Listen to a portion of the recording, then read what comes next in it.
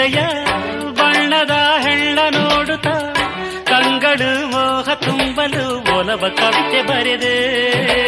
ಹಾಡಿ ಹಾಡಿನಲ್ಲಿದೆ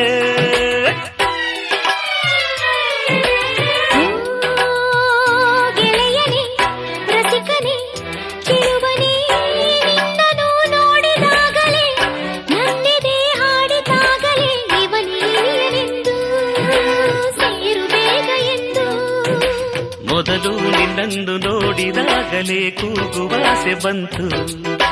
ನಿನ್ನ ನನ್ನೋರು ಎಂದು ಆಗಲೇ ಹೇಳುವಾಸೆಯಾಯ್ತು ನನ್ನಾಸೆಯು